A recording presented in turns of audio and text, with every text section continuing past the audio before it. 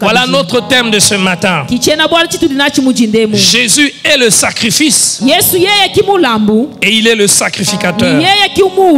Et pour cela, j'aimerais que nous puissions lire dans Hébreux le chapitre 10, le verset 4.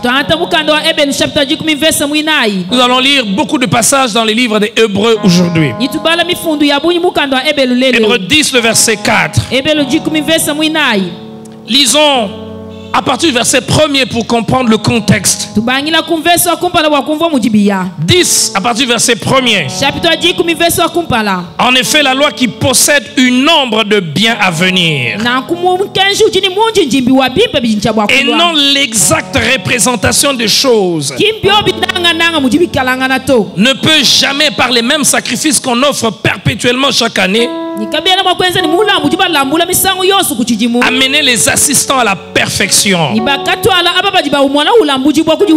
Autrement, n'aurait-on pas cessé de les offrir? Parce que ceux qui rendent ce culte étant une fois purifiés n'auraient plus eu aucune conscience de leur péché. Mais le souvenir de péché est renouvelé chaque année par ces sacrifices. Car il est impossible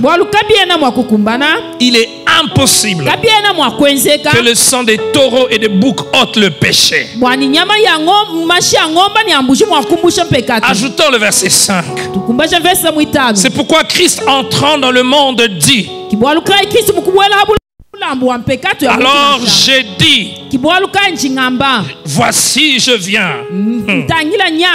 Dans le rouleau du livre, il est question de moi pour faire, ô Dieu, ta volonté. Après avoir dit d'abord, tu n'as voulu et tu n'as agréé ni sacrifice ni offrande, ni holocauste ni sacrifice pour le péché. C'est qu'on offre selon la loi. Il dit ensuite, voici je viens pour faire ta volonté. Il a aboli ainsi la première chose pour établir la seconde. Le verset 10 pour finir. C'est en vertu de cette volonté que nous sommes sanctifiés. Par quoi? Non pas par les sacrifices qui étaient faits dans l'Ancien Testament, mais par l'offrande du corps de Jésus-Christ, qui est fait combien de fois? Une fois pour toutes.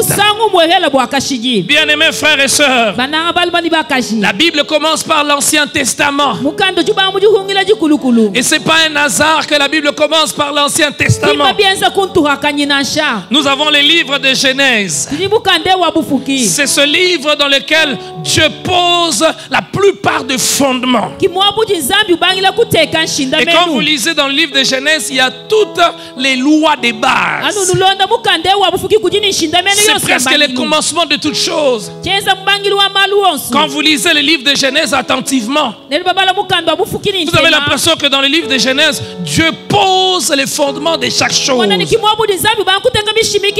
après le livre de Genèse, nous avons les 4 autres livres écrits par Moïse.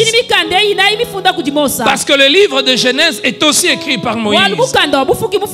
Et dans ces 4 autres livres, Moïse raconte la sortie du peuple d'Israël de l'Égypte. Mais aussi, après, il nous montre le parcours qu'ils ont eu. Et dans leur parcours sur la terre, dans leur parcours vers la terre promise, Moïse nous montre l'instauration ou la réglementation que Dieu donne en rapport avec le culte. C'est pour cela que le tabernacle a été construit. Non seulement que le tabernacle a été construit, Dieu a donné les règles de comment l'office devait être fait. Il a réglementé les genres d'offrandes pour chaque circonstance Il y avait une offrande particulière qu'il fallait faire. Et il avait réglé cela. Il détermine même le type d'offrande, la qualité d'offrande. Et il fallait, pour la plupart des offrandes, à part quelques-unes des offrandes dans lesquelles il n'y avait pas le sang, la plupart d'offrandes, il fallait que le sang coule. La vie, l'âme de l'homme est dans quoi? Dans le sang. Et plus tard dans la Nouvelle Alliance, on nous dit, sans effusion de sang, il n'y a pas de pardon de péché. Tous les cultes d'Israël étaient bâtis sur le fait que le sang devait couler. Mais pourquoi fallait qu'il y ait le sang? Fallait qu'il y ait le sang parce que l'homme était pécheur. Parce que l'homme avait péché. Comme il est écrit plus tard, tous ont péché et sont privés de la gloire de Dieu. Mais Dieu voulait entrer en contact avec l'homme. Dieu voulait entrer en communion avec l'homme. Mais cet homme est perdu. Cet homme est pécheur. Et parce que cet homme est pécheur, Dieu veut quand même que l'homme l'adore. Alors il lui dit, vous allez faire des sacrifices. Vous allez faire couler le sang. Le symbole de la vie. Vous ne pouvez pas vous approcher de moi en étant pécheur. Parce que vous êtes dans le péché. Le péché vous éloigne de moi. Si vous voulez vous approcher de moi, il faut que ma colère soit apaisée. Alors le sang des boucs, des bêtes couvrait le péché de l'homme. Mais notez pas le péché de l'homme. C'est pour cela même le couvercle de l'arche de l'alliance, sur lequel le sacrificateur entrait une fois l'an pour verser le sang. On appelle cela propitiatoire. Propitiatoire, c'est pour, il fait allusion au fait d'apaiser, mais de ne pas ôter. C'est de ça que nous parle l'écrivain aux Hébreux ici. Il veut dire la loi. Donc ce que Moïse a amené n'est pas ce qui est parfait. C'est l'ombre. C'est l'ombre des choses à venir. C'est une pâle représentation de ce qui allait arriver. Et ce qui est l'ombre ne peut pas amener les gens dans la perfection. Et d'ailleurs, l'image parfaite, pour faire comprendre que la loi et le sacrifice que Moïse avait recommandé n'était qu'une ombre, on ne devait faire ça plusieurs fois. Si ça résolvait parfaitement le problème du péché, alors on n'avait plus besoin de faire ça plusieurs fois. Si on le faisait plusieurs fois, c'était un signe que ce problème-là n'était pas résolu. Il fallait qu'on le fasse plusieurs fois. Mais Dieu, il a donné l'Ancien Testament. Pourquoi? Pour préparer les gens à ce qui allait venir. L'Ancien Testament était l'ombre. Mais quand est-ce que la réalité est venue? La réalité est venue quand Jésus est arrivé. Alors, Jésus est venu. Il n'est pas entré dans un tabernacle fait par les hommes. Il n'est pas entré avec le sang d'un bouc, avec le sang d'un animal. Il n'y avait pas un sacrificateur qui est entré avec son sang. Lui-même, il est entré à la fois comme sacrificateur, mais à la fois comme sacrifice. Et le sacrifice qu'il a fait, il l'a fait une fois pour toutes. Pourquoi nous parlons de ce sujet ce matin? Pourquoi nous disons que Jésus est le sacrifice et qu'il est le sacrificateur? C'est pour que nous puissions comprendre que nous n'avons plus besoin de faire des sacrifices aujourd'hui pour que nos péchés soient pardonnés. Si vous ne le savez pas, aujourd'hui encore, il y a des cultes qui sont bâtis sur des sacrifices. Je ne veux pas citer le nom de ces religions et de toutes ces déviations. pour ne pas faire de la polémique. Il y a des cultes aujourd'hui. Quand on dit on va à la M, on va à la même âge continuer. Quand on fait le culte, on doit voir des reliques. On doit voir les restes d'un saint que l'on met en bas pour faire le culte. Et quand nous prenons la Sainte Seine, le pain que nous mangeons là, on dit que ça devient le sang de Jésus.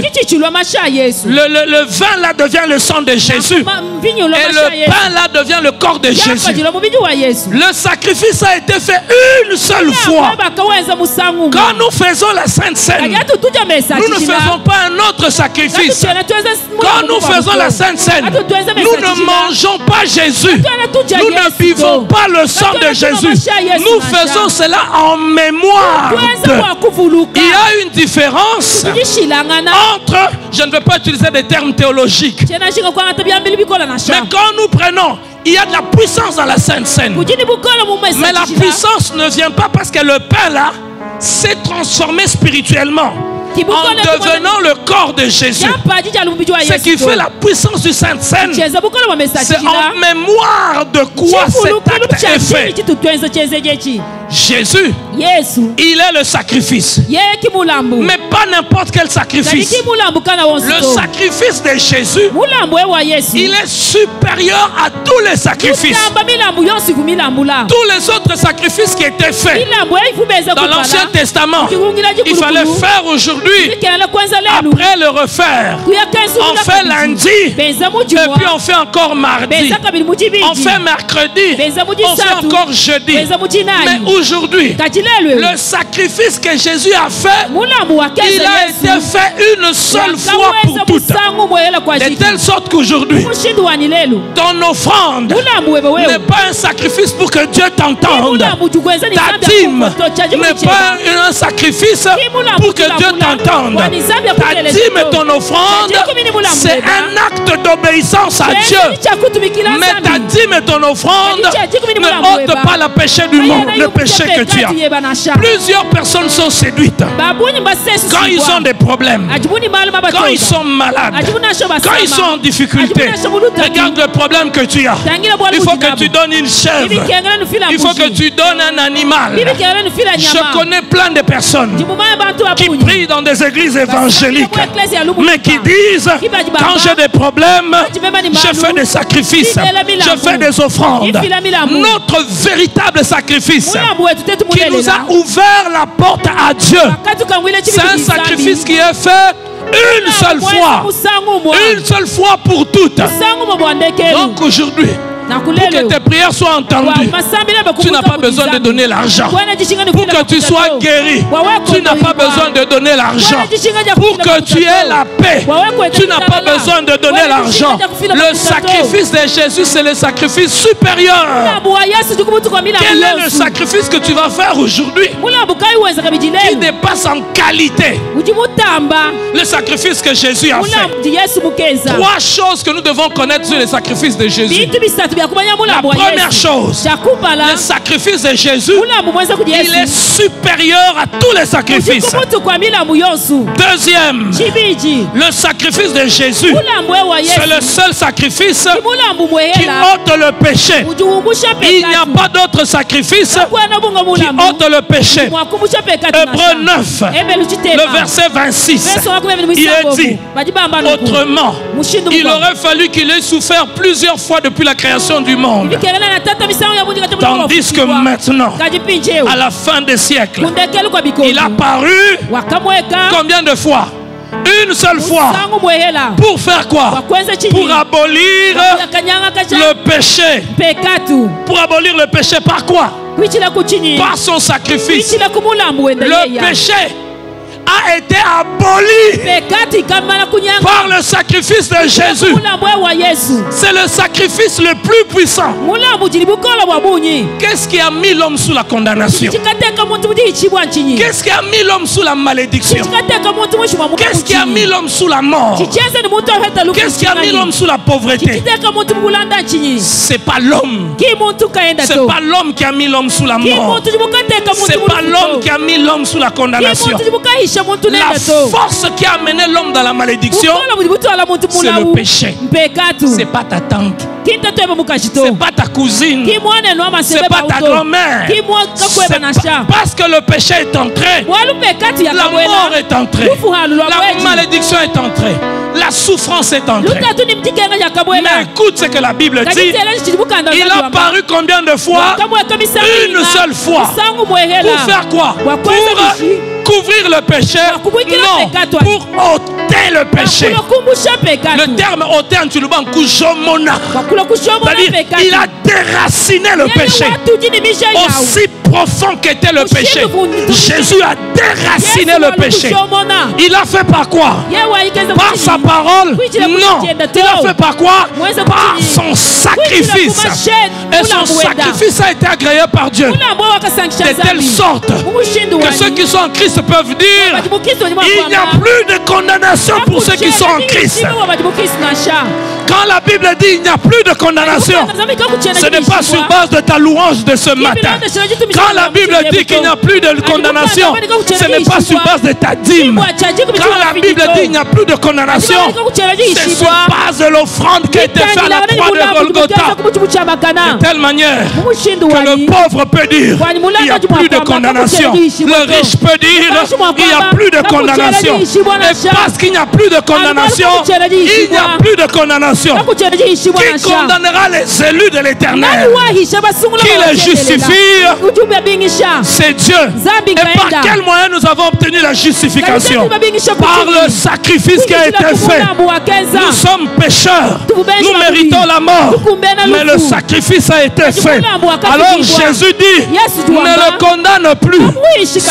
La peine qu'il devait avoir, moi je l'ai pris. Les châtiments qui nous donnent la paix est retombé. Ce ne sont pas mes prières qui me donnent la paix. Par mes prières, j'entre dans la paix que Jésus m'a déjà donnée. Il y a des gens qui se battent pour des choses qu'ils ont déjà par le sacrifice de Jésus. Ils perdent le temps. Le péché est ôté. Et parce que le péché n'a plus de pouvoir sur nous. La mort, la malédiction n'a plus de pouvoir sur nous. Troisième caractéristique du sacrifice de Jésus, c'est un sacrifice qui est accompli une seule fois pour toutes. De telle manière qu'on n'a plus besoin de faire autre chose. Tous ceux qui ont été séduits qui sont ici, quand ils ont eu un problème, viens donner ceci, viens donner cela. Soyez libérés au nom de Jésus. Si quelqu'un vous demande encore une bête, il vous ramène encore à l'ombre des choses. Nous sommes dans ce qui est parfait. Si quelqu'un vous dit, pour être sauvé, crois au pasteur Emmanuel, qu'est-ce qui se passe? Il te ramène à l'ombre. Nous n'avons plus besoin de croire en un homme. Nous croyons en celui qui est descendu du ciel, le seul capable de nous révéler ce qui était dans le ciel. Et c'est qui? Jésus. Il est entré avec son propre sang. Son sang ne couvre pas. Son sang ôte le péché. De telle sorte que si tu es passé par la croix, je ne sais pas quelle était ta vie. Même si tu étais prostitué au carré, le sang de Jésus là, il a fait son œuvre complètement. Il n'y a plus de condamnation. Le diable aime nous rappeler notre passé. Il va te dire, toi, tu étais ceci. Alors pour que tu deviennes ceci, au-delà du Christ, il faut qu'on ajoute autre chose. Le sacrifice de Jésus ôte le péché du monde. Et dans le monde, il y a toi. Quelle que soit la laideur de ton péché, le sang de Jésus à la croix est suffisant. Quand tu comprends ça, tu es libéré. Libéré du jugement des hommes. Libéré de la condamnation. Mon passé a été pris en charge. Ça va encore dire, si tu es encore en dehors du Christ, mais que tu viens à l'église, tu es étranger. Tu es étranger à ces choses. Pour entrer dans ces choses, il faut passer par le sacrifice. Le passage, ce n'est pas le service. Le passage, ce n'est pas le pastorat. Deviens pasteur. Non. Le passage passe par le sang. Ce sang-là, on ne l'a pas amené dans un tabernacle construit par un homme. C'est entré dans un tabernacle construit par Dieu. Ça veut dire que notre rédemption, notre pardon de péché n'est pas acquis sur la terre. L'acte a été posé sur la terre parce que c'est l'homme qui a péché. Mais la décision de notre pardon a été prise au ciel. La terre ne peut pas annuler ce qui est fait au ciel. Mais le ciel peut annuler ce qui est fait sur la terre. Non seulement qu'il est le sacrifice pour nos péchés, il est lui-même le sacrificateur. Et ça, mon intelligence ne peut pas le comprendre. Et par le fait qu'il était le sacrifice et qu'il était le sacrificateur, la Bible dit, il a donc fait quoi? Il a annulé, il a aboli la première.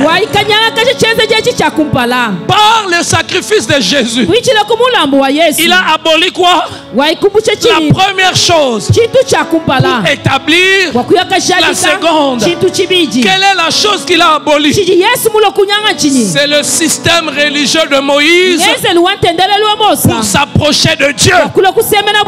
Pour s'approcher de Dieu.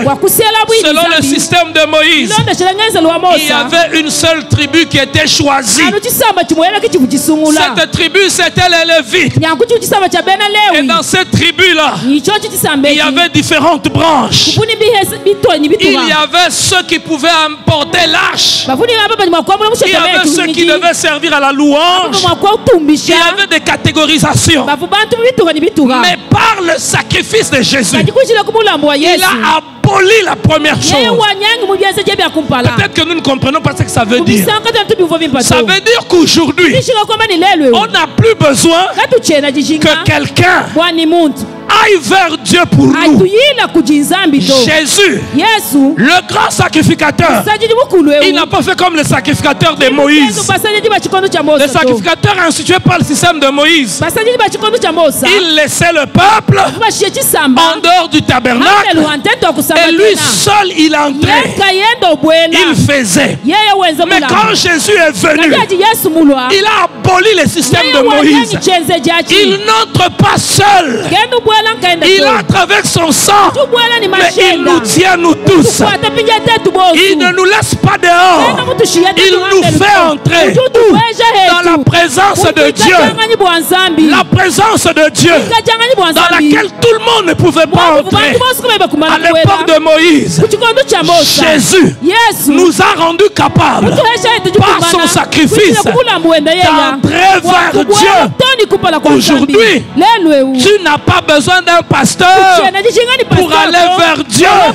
Tu n'as pas besoin qu'un pasteur aille vers Dieu pour toi. Toi-même, tu peux aller vers Dieu. La religion, elle est bâtie sur ça. Merci. La religion, elle est bâtie sur ça. La manipulation, elle est bâtie sur ça. Je vais aller faire pour toi les travail. Je vais aller pour toi. Moi, tu l'es, j'irai prier pour toi. On nous ramène aux choses antérieures. Les choses antérieures ont été abolies. Il a introduit la seconde chose. Et dans les choses premières, femmes, réjouissez-vous. Même ceux qui étaient dans la tribu de Lévi, qui étaient femmes, ils ne pouvaient pas entrer. Mais quand Jésus est venu en Christ, il n'y a ni juif, ni grec, ni homme, ni femme. C'est-à-dire la femme aussi, elle peut entrer dans le lieu très saint. Plus tard, quand le temple a été construit, on avait séparé le côté des hommes et le côté des femmes. Mais en Christ, les premières choses ont été abolies.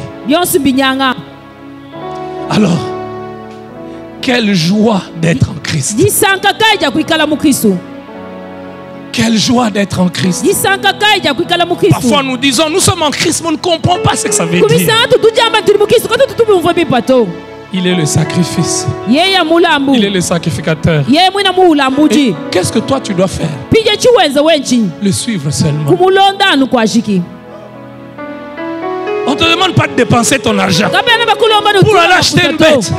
On ne te demande pas. Tout ce que tu dois faire, c'est le suivre. Et l'expression que la Bible utilise pour traduire le suivre, c'est la foi. C'est lui faire confiance. C'est-à-dire, je crois que ce qu'il a fait est vrai. Et je crois que les conséquences de ce qu'il a dit, qu'il a fait, sont sur moi. Parce qu'il est le sacrifice. Je suis libre du péché. Parce qu'il est le sacrificateur. Je peux aussi parler à Dieu. Toi, quelle que soit ta tribu, tu peux aller vers Dieu.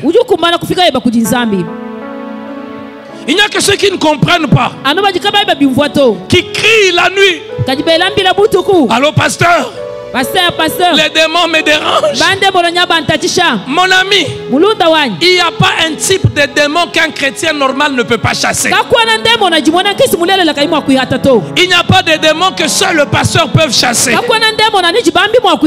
n'est pas écrit dans la Bible. Il n'y a pas de problème pour lesquels il y a une catégorie de gens qui doivent prier et d'autres ne doivent pas prier. Il y a des gens qui prient dans des églises vivantes.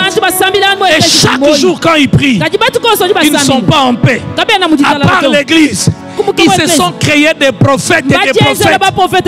Ils ont des prophètes pour leurs enfants. Ils ont des prophètes pour leur travail. Le problème c'est quoi? Le manque de compréhension de ce que Christ a fait. Il a un prophète pour le travail.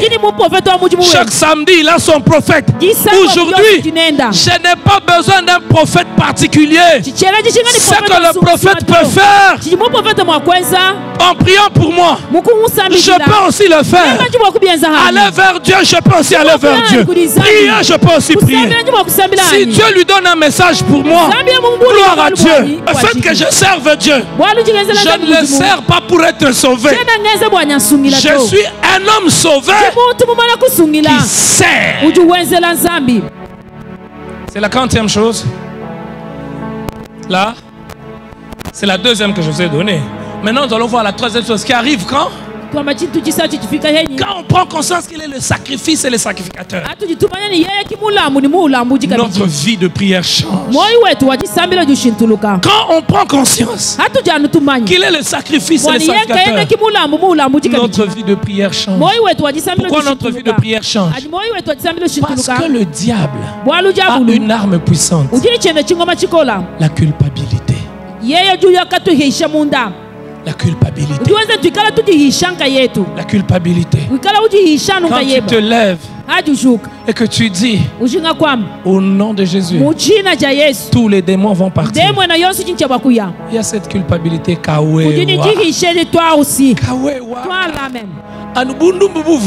Seulement quand tu insultais les parents. Seulement comme tu étais là. Tout ça, le sang de Jésus a résolu. Le sacrifice. Merci Jésus. Frère, Jésus mérite d'être notre prédication chaque dimanche. C'est pour cela que j'aimerais vous parler de Jésus jusqu'à la fin de l'année. Il n'y a aucun message qui transforme les cœurs et les vies des hommes comme leur parler de Jésus. Ma vie de prière change. Le diable va te rappeler, tu n'as pas prié pendant 40 jours. Tu n'as pas jeûné. Vous savez qu'il y a des gens qui ne font pas certaines choses. On les a mis comme dans la tête que pour faire ça, il faut avoir prié pendant 40 jours, avoir fait. On nous ramène encore dans le sens de sacrifice. Non, aujourd'hui nos sacrifices c'est pas pour mériter, c'est des sacrifices pour répondre à l'amour. Il y a une différence. Les sacrifices que nous faisons aujourd'hui, ce n'est pas pour mériter quelque chose. Les sacrifices que nous faisons aujourd'hui, c'est une réponse à l'amour. Qu'est-ce qui fait qu'on a l'impression que plus on marche avec Dieu, plus on prend conscience de son amour? Ce n'est pas l'amour de Dieu qui a changé, mais c'est nous qui prenons davantage conscience de ce qu'il a fait pour nous. 5e conséquence. C'est la 40e. Ah, vous suivez. 4e conséquence qui arrive lorsqu'on prend conscience que Jésus est le sacrifice et les sacrificateurs. On ne peut plus être dans la religion. On est libéré de la religion. La religion c'est quoi? Fais ceci pour être agréable à Dieu. Mais le christianisme accepte ce que Dieu a fait pour lui être agréable. Qui a compris la différence? La religion fais ceci pour être agréable à Dieu. Le christianisme accepte ce que Dieu a déjà fait. Pourquoi? Pour être agréable. Donc, notre travail aujourd'hui, le plus grand travail du chrétien aujourd'hui, parce que Christ est le sacrifice et le sacrificateur, le plus grand travail du chrétien aujourd'hui, c'est la foi. C'est pour cela, et on nous a prêché sur ça ce vendredi, merveilleusement. C'est pour cela le combat dans la vie de chrétien, ce n'est pas le combat contre les liens. Ce n'est pas ce que la Bible enseigne. Est-ce que vous le savez? Notre combat aujourd'hui, ce n'est pas un combat contre les liens. Notre combat aujourd'hui, c'est le bon combat de la foi. Pourquoi? Parce que tant que nous restons dans la foi, nous acceptons ce que Dieu a fait et nous vivons dans ce qu'il a fait. Il y a des gens, ils veulent quitter de ce que Dieu a fait pour entrer dans ce qu'eux-mêmes font. Ils veulent leurs œuvres. Alors ils vont se dire, j'ai prié, j'ai chassé, j'ai transpiré. Notre victoire sur les démons, ce n'est pas notre sueur. Notre victoire sur les démons, c'est quelque chose que qui a fait?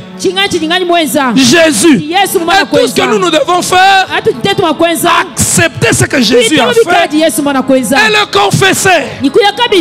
Sois libéré ce matin au nom de Jésus. Sois libéré ce matin au nom de Jésus. Sois libéré de tout doute ce matin au nom de Jésus. Et s'il y a quelqu'un qui est sous domination d'un démon maintenant, au nom de Jésus, ces démons cèdent de place maintenant au nom de Jésus. Ils partent au nom de Jésus. Ils n'ont plus de place. On a mes frères. Je deviens fou à cause de ces choses quand je vous prêche. Notre combat aujourd'hui, ce n'est pas contre les liens. C'est le diable qui amène ça dans nos églises pour nous distraire. Quel lien tu vas couper? Jésus est le sacrifice et le sacrificateur. À la croix de Golgotha, il a coupé tous les liens. Maintenant, toi, tu dois voir quoi? La foi. C'est pour cela le combat aujourd'hui, c'est le combat de la foi.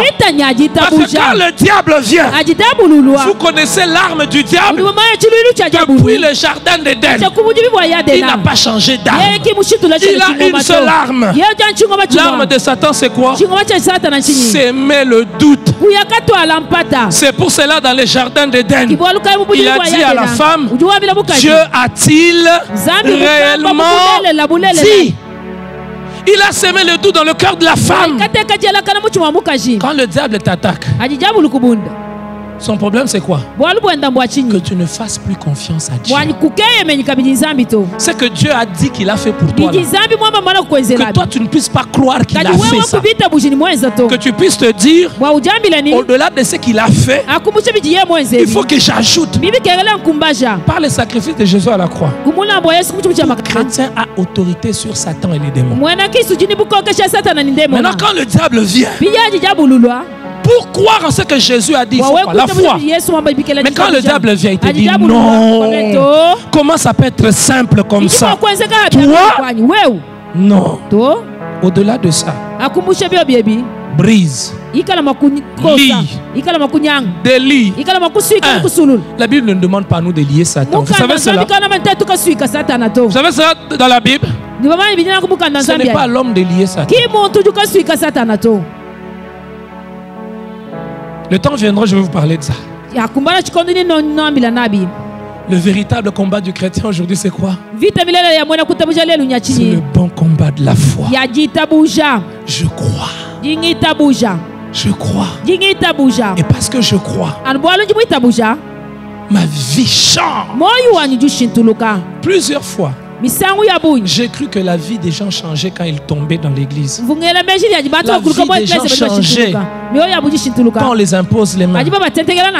La vie des gens change quand on les enseigne la parole de Dieu. Et la vie de quelqu'un change maintenant. Quand tu vas sortir cette barrière, les démons seront en train de trembler devant toi.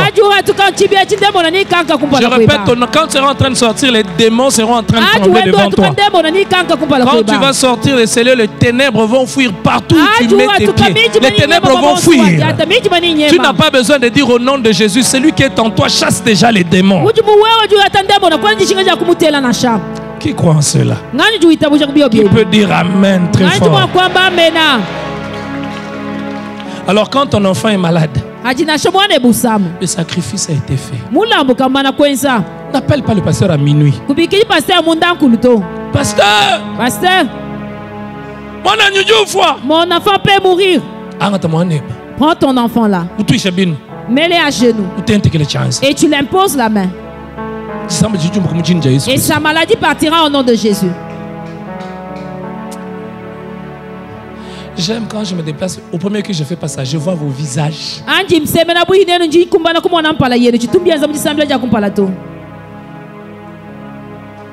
Merci Jésus. Pour ton œuvre à la croix. Merci parce que tu es le sacrifice. Merci parce que tu es le sacrificateur.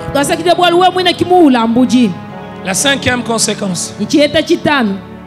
Lorsqu'on prend conscience que Jésus est le sacrifice et le sacrificateur, on n'a plus besoin d'avoir un lieu spécifique pour être entendu par Dieu. Alléluia. Amen. Je crois que cette vérité allait vous faire sauter. Tu n'as plus besoin d'un lieu spécifique pour être entendu par Dieu. Le système de Moïse demeurait parce qu'on devait faire ce sacrifice plusieurs fois.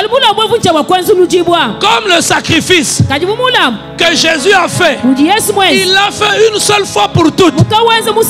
Ça veut dire que la raison d'être d'un lieu particulier pour rencontrer Dieu n'existe plus. Avec Jésus, n'importe où tu te trouves, tu n'as pas besoin d'avoir un lieu spécifique. Ceux-ci adorent sur la montagne, ceux-là adorent dans la vallée. L'heure est arrivée, elle est déjà arrivée, où les vrais adorateurs adoreront le Père. Comment? En esprit et en vérité. Eux, quand ils adoraient avant, ils n'adoraient pas seulement en esprit. Ils devaient amener des animaux, ils devaient amener des bêtes. Mais maintenant, nous l'adorons en esprit. Les premières offrandes que nous donnons à Dieu, c'est des sacrifices spirituel. Même dans la toilette, les révélations de Dieu tombent, descendent, Dieu t'entend. Même dans ta douche, Dieu t'entend. Oh non, je vais à l'église, je vais à la maison de Dieu. Aujourd'hui, l'église n'est pas la maison de Dieu. Je parle de l'église en termes de bâtiment local. L'église, c'est la maison de Dieu dans le sens spirituel. Mais la borne n'est pas la maison de Dieu. Ces tôles ici ne sont pas la maison de Dieu. C'est le lieu où nous avons choisi de mieux adorer Dieu. Tu n'as pas besoin d'être ici pour que Dieu t'entende. Tu n'as pas besoin de... Amen. Alléluia. Amen. Alléluia. Amen. Oh, je viens d'entrer dans la maison avec de Jésus. Yes. Nous n'entrons pas où ils sont. Nous sommes déjà dans la maison de Dieu. Nous t'aimerons. C'est pour cela les modérateurs, fermez les yeux. Nous entrons dans la présence de Dieu. Nous n'entrons plus et nous sortons. Le chrétien normal n'entre pas et sort. Quand est-ce qu'il est sorti? Quand tu viens à l'église, tu entres dans la présence de Dieu. Et quand tu sors ici, tu es sorti de la présence de Dieu. Gloire à Dieu. Gloire à Dieu. Même quand je regarde la télévision, je suis dans la présence de Dieu. Quand je suis sur la moto, je suis dans la présence de Dieu. Quand je suis à l'école, je suis dans la présence de Dieu. Quand je suis à l'université, je suis dans la présence de Dieu. Nous sommes par le sacrifice de Jésus. Nous sommes devenus des tabernacles ambulants. Nous sommes devenus quoi? Des tabernacles ambulants. Quand je marche, je porte la présence de Dieu. Je ne la laisse pas quelque part. Je l'ai là où je suis. Je l'ai tout lieu que foule la plante de vos pieds. Quoi? Nous prenons possession de ça par quoi? Pas par la guerre comme à l'époque de Moïse. Par la présence de Dieu. Tu es devenu un tabernacle ambulant. Pourquoi? Avant, le Saint-Esprit n'habitait pas dans les hommes. Le Saint-Esprit, il saisissait les hommes. Il les utilisait. Et puis il se retirait. Regardez quand on parle de Samson. Le Saint-Esprit le saisit. Aujourd'hui, il n'a pas besoin de nous saisir. Il nous dirige. Il nous conduit de l'intérieur. Ah, mon Dieu. Ces choses, je le dirais comment? Si nous comprenons ces choses, la présence de Dieu, ce n'est pas l'écrit. La présence de Dieu, ce n'est pas un style. Moi, je crie maintenant là. Parce que vous êtes des jeunes. Parce que je sais que ça va rester dans vos mémoires. Mais il y a des frères, quand ils prêchent, prêche calmement. Mais Dieu est là. Dieu est là. Il prêche peut-être en Chiluba. Dieu est là. Si on ne comprend pas ça, non. Quand le pasteur Manuel a parlé, il criait. Et j'ai senti la gloire de Dieu. Si tu dis comme ça, tu es charnel. Tu es charnel. Même celui qui ne fait pas ce que moi je fais là, S'il a cru en Jésus, Dieu est là. Et quand il prêche, la parole a la même puissance. Ceux qui donnent la puissance à la parole, ce ne sont pas mes cris. C'est Dieu qui est derrière ça. Dimanche passé, on a débordé, je donne débordé. Vous voulez qu'on continue jusqu'à 13h comme dimanche passé? Je vois un maître qui me regarde. Alléluia. Amen. La vie de quelqu'un change. Au nom de Jésus. Tu n'auras plus peur. Tu ne vas pas marcher dans les doutes au nom de Jésus. La peur ne sera plus ton lot au nom de Jésus. Aucun démon ne va te faire trembler. Aucun sorcier ne va te faire trembler. Parce que tu es sous le sang de Jésus. Au nom de Jésus. Ce soir, ce matin, toute personne qui est esclave d'un prophète, ses chaînes sont brisées au nom de Jésus. On brise tous les chaînes de nos églises, mais on ne brise pas les chaînes des esclaves des pasteurs. Toute personne qui a son prophète aujourd'hui, au nom de Jésus, sors. Tu n'as pas besoin d'un prophète, mon prophète. On a plus grand que tous les prophètes. Jésus-Christ. Il est mon prophète. Il est mon prophète. On ne va plus t'appeler. Dieu m'a dit, donne-moi ta maison. Dieu m'a dit, donne-moi tes lunettes, docteur. Dieu m'a dit, donne-moi tes lunettes. Dieu m'a dit, il y a un démon dans ces bijoux. Il n'a pas de bijoux. Hein. Tu aimes les bijoux? Dieu m'a dit, donne-moi tes bijoux. Tu donnes les bijoux. Dimanche prochain, Maman Marthe a mis les bijoux. Et quand tu dis, les bijoux, non, Maman Marthe, elle a l'onction. L'onction pastorale. Toi, tu ne peux pas supporter ça. Elle ne supporte ça. L'onction n'est pas transmissible sexuellement. Elle est ma femme, elle n'a pas la même onction que moi. Elle a son onction attachée à ce à quoi Dieu l'a appelé. C'est pour ça que la femme du pasteur n'est pas nécessairement pasteur. Ah oui, j'aimerais les crier. La femme du pasteur n'est pas... Ces choses-là ne se transmettent pas sexuellement. Elle peut dormir avec moi. Je ronfle. Mais quand je me réveille le matin, je parle avec elle avant de venir ici. Et quand je sers, totalement différent de ce qu'elle connaît. Parce que c'est pas physique.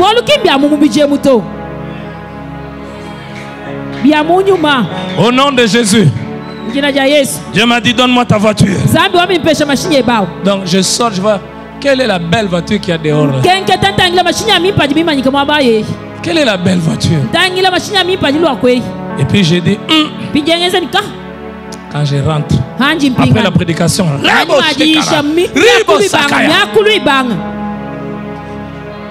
votre pasteur a prêché aujourd'hui, l'onction est là. Venez recevoir l'onction. L'onction ne s'achète pas avec l'argent. L'onction ne s'achète pas avec les offrandes.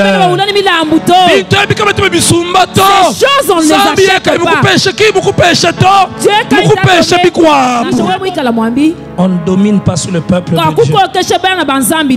Parce qu'on sait une chose. Jésus a fait pour eux ce que moi je ne ferai jamais. Alors je reste petit. Ce soir, ce matin, tu es là. Tu n'as pas encore donné ta vie à Jésus. Tout ce que je viens de dire n'a aucun impact sur ta vie. Aucun. Même si tu as dit Amen. Même si tu as dit Amen, tout ce que je viens de dire n'a aucun impact. Pour que ça ait un impact sur ta vie, donne ta vie à Jésus. Fais quoi? Donne ta vie à qui? À la borne. Il y a des sœurs ici qui m'ont fait rire. Comme on va le matin, on vient le matin. On m'a dit qu'il y a des très belles filles ici à la bonne. C'est vrai ou c'est faux? Il y a d'autres qui ne répondent pas. Alors le matin en venant là. Non, c'est les évangélistes qui vont porter leur gilet vert. Ne les regardez pas. Alors elles m'ont dit, pasteur, quand on vient le matin ici, il y a des gens qui sont au rond-point. Hey! La borne Mutoya. La borne a pendu. La borne Mutoya. La borne a pendu. Ça, ce sont des enfants ou des œufs. Et quand elles disent non, on ne va pas à la borne, on va dans tel endroit. Et ça, ce sont des visages qui vont là. C'est pas les visages qui vont là-bas. Les visages des gens qui viennent à la borne, c'est comment? Les sœurs. Les visages de la borne, c'est comment? Quoi? Chocolat ou quoi? Chocolat au lait. Mais écoutez, ne vous contentez pas de venir à la borne. Pour que ces choses deviennent une réalité. C'est pas parce que tu viens à la borne. C'est quand Jésus entre. Quand Jésus entre dans ton cœur, même si tu ne pries pas à la borne, la même puissance se manifeste. Donne ta vie à Jésus. Et ta vie va changer. Je ne dis pas que tu auras beaucoup d'argent. Je ne dis pas que tu ne vas jamais tomber malade. Mais ta vie va changer. Parce que tu seras libre. Si tu es là ce matin, lève ta main. Ne regarde pas ton voisin. Ne regarde pas ta voisine. Dis, je veux donner ma vie à Jésus. Lève ta main.